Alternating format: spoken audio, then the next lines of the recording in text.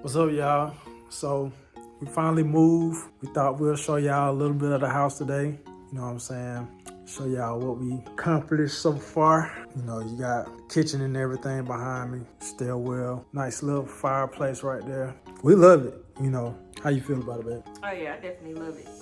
Way better than to have, having an apartment like that. You don't have to worry about people being attached to us and things leaking on us and everything like that. Cause before we left, there was a leak in our bathroom from upstairs. So I'm glad we don't have to deal with that no more. So I'm more than happy. Yeah, I mean it's a lot of stuff we don't have to deal with. The shooting, the gunfire all the time at night. Loud talking in the hallway, you know what I'm saying? Pit bulls everywhere. You know, we don't have to deal with all that, even though one of my neighbors a couple of doors down, he got a pit bull. But it is what it is. You know, we just don't got to deal with so much. Like my wife was saying, you know, dealing with the leaks too, because the day we moved, literally the night before we moved, the ceiling was leaking in the bathroom from our upstairs neighbor. Literally the day before we moved. You know, at least we don't got to worry about that stuff no more. We love it. We'll be here for a while so we can find something to buy. You know, that's what we got going on for right now. You know, the kids love it too. So, all right, y'all. So let me tell y'all about my first day in high school. I've done other grades, you know, substituted for other grades. So far, my favorite two is kindergarten, believe it or not, kindergarten and special ed in middle school. Those are my two favorite grades. I've done high school. This is my first time doing high school. It was crazy. I don't know if it's a mixture of the high school being in a lower income neighborhood or if it's a mixture of the parents and just the generation of students, but it was definitely like chaos. It was chaotic. And I don't know if y'all remember that video I did for y'all about the fourth grade class, but this was like fourth graders on steroids, basically. You know, you had kids cussing. Of course, they cussing every grade from kindergarten all the way to 12th grade. They cussing every grade. So you gotta, you know, do that. Kids today, especially the boys, every joke is a gay joke. Every joke is a gay joke. I do remember us joking like that back in the day, but they do it so much now where you might need to mentally get checked because a lot of your jokes gotta deal with gay jokes. Like it's crazy. They definitely want to try you, just like elementary, just like middle school. You know, high school want to try you, but it's a shame because it's like you would think that they're a little bit more mature than elementary and middle school. They're not. They're just like tall 15 and 16-year-old elementary kids or middle school kids. They're just tall. They're not mature at all. Like this generation of kids, all they had to talk about was fighting. And then the girls was the main ones talking about fighting. Like, what's going on with that? Like, one girl talking about, I didn't want to fight her because I would have drugged her all the way down the hall and something like that. I'm like, what kind of stuff are y'all discussing? And then to be young ladies, too. Like, and this girl was just, all she wanted to talk about with her friends was fighting. It's crazy. None of the boys was really talking like that. But she was one of the main ones just wanted to talk about fighting. You know, of course, the boys, the only issue I have with the boys sometimes is, you know, they cuss a lot, but they don't really do too much commotion like the girls do, which is kind of odd, you know. But I did have one block where these Latino brothers was, you know, they was disrupting the class a lot. You know what I'm saying? You know, I had to deal with that period. I think I'm learning where I kind of want to be because I said I was going to try all the grades or all the levels, should I say. And I did elementary, I did middle school, and I did high school today. And I think I would rather be either in kindergarten or special ed in middle school. That's what I'm looking more towards. And the thing is, I'm not saying I'm giving up on, you know, this generation or anything like that. But everybody has a purpose, and I'm starting to realize that my purpose is not trying to change a whole entire generation because I used to think I could do that. It's only a select few of people that are chosen to do that, to change a whole school or a whole class or something like that. I'm like, my energy level is only geared for a handful, maybe 4 or 5 at a time, not 20 and 30 at a time. That's not my energy level. Cause me fussing and yelling all day, I'm not trying to put myself through that mentally or physically. I'm not trying to put myself through that. I just feel like I'm supposed to be, I'm meant to change just a few lives at a time, to give myself time to re-energize and move on to the next. You know what I'm saying? But that's all I got for y'all today. Peace. So I'm in Publix. They said that the goat milk in the can has discontinued. I don't know how true that is. I'm gonna research that. But we got some water and some dinner and things like that. So we're gonna see what they got over here, because we need some milk for BJ. They got,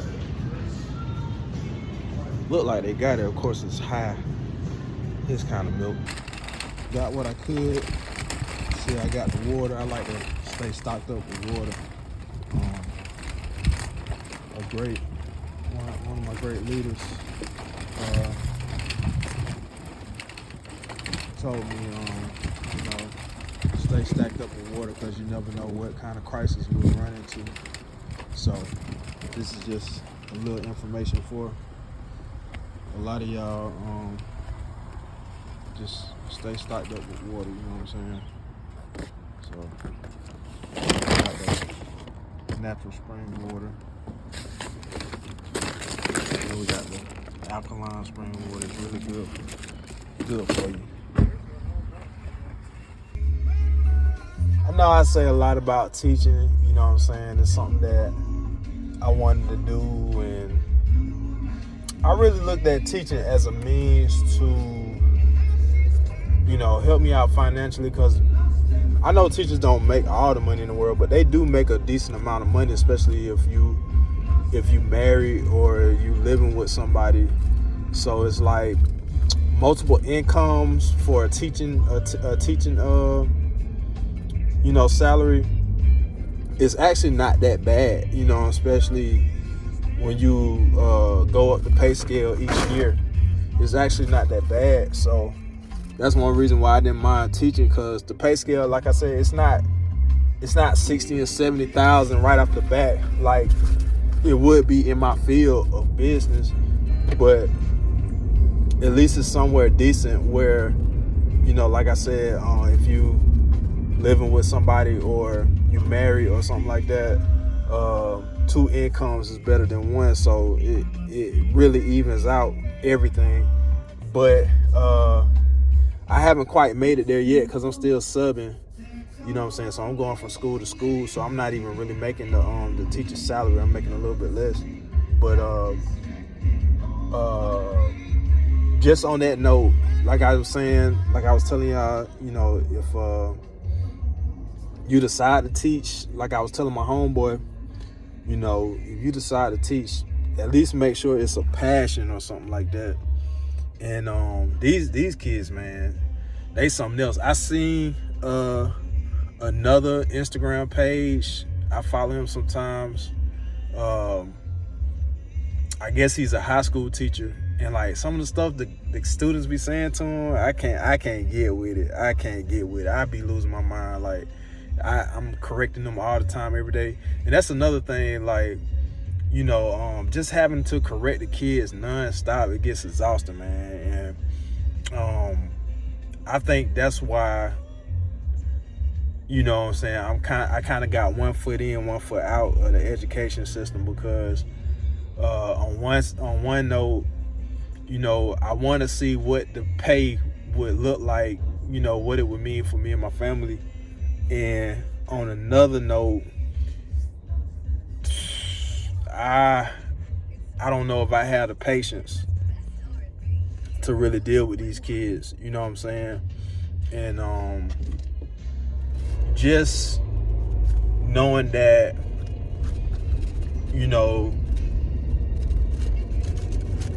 I feel like I'm more, or not even feel, but I believe I'm more suited for smaller groups, you know what I'm saying? So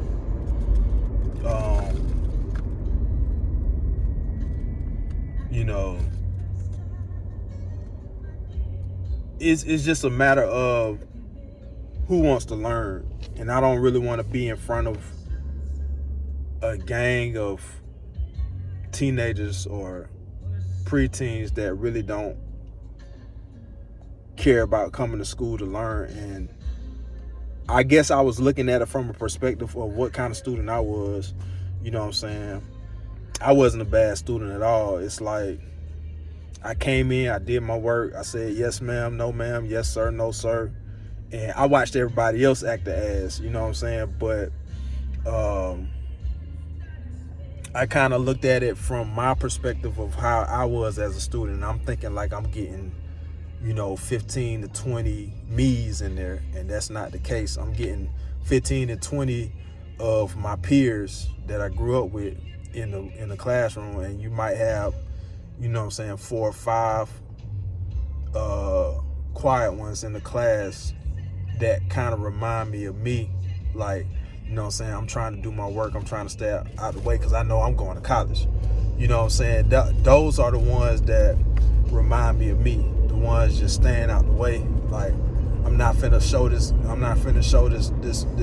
teacher that I'm a whole complete fool out here. Like, I have no regard for life or anyone else's.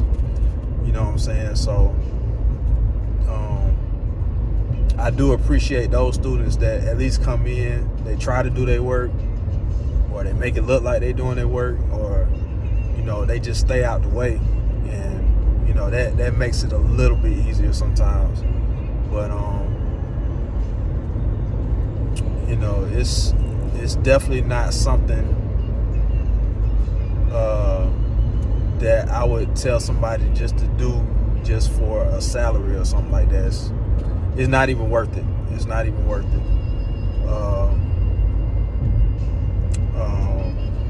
But from now until I've completely made up my mind about it, I guess we'll just have to see. And y'all can do your own research. You know what I'm saying? Go on YouTube, look at how some people have to deal with unruly children in their classroom. You know what I'm saying? Physically, emotionally, mentally, all types of stuff. Like, man, it probably made them rethink a whole bunch of things about, either having kids or how they should come at kids, or, parenting. It make you rethink a lot of these things. Like, I have more tolerance and patience for my own kids because they're nothing close to these kids in these schools that I go sub at. I have way more patience and tolerance for my own kids. Like, they gonna have to do a lot for me to get upset because, you know what I'm saying, my kids compared to these little nightmares out here, I mean, they are, they're really good kids, compared to these other ones. I've always known that, but it stands out even more now that I've been around other children, all day long. So, that's how I am on that. So, man, y'all just do y'all research, see what we're going through out there. Like I said, some of these teachers are making these pages, Instagram and TikTok and all these things, really making fun of they problems, making fun of their issues in the classroom, which sometimes is entertaining, but sometimes it's sad at the same time to see what they be going through. You know what I'm saying? Because I ain't gonna let no little girl or no little boy call me some of these names that some of these teachers are being called, like, calling a male teacher sister and all this stuff. Nah, hey, we ain't that close. We ain't that close. And maybe if I'm wrong, that you have to be that close with your students for them to make you feel like one of them. I ain't there. I'm not there. I don't think I'll ever be there. where you can sit there and call me sister and princess and all that. Nah. You know what I'm saying? That's out the window. But y'all go in there and see what I'm talking about, man. Alright.